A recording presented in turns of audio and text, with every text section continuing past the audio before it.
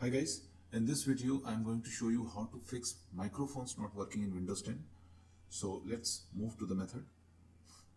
What you have to do is to just click on the start button. Just click on start button. Now click on this gear shift icon to open settings panel.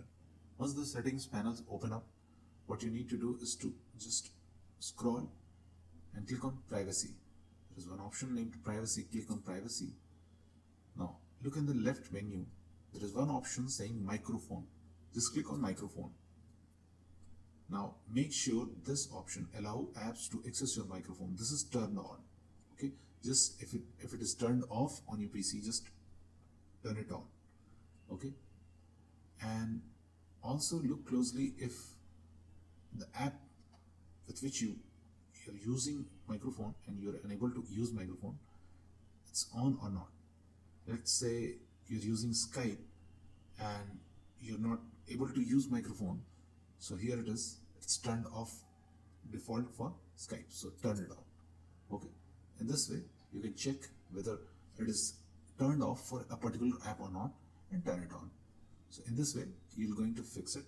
If it's not working, and then we'll move to the next method. Let's say how to fix it with the next method. First of all, in the search box, search control panel. Okay, so control panel icon will appear. Just click on it.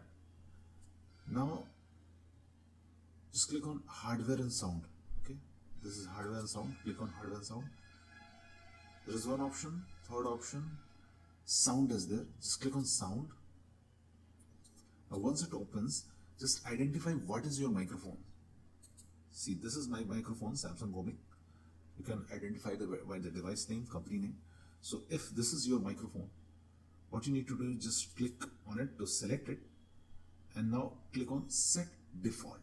Okay, just click on set default and press OK and exit.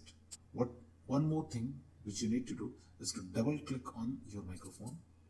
Another option window will open. Now just click on levels tab. Okay, and make sure this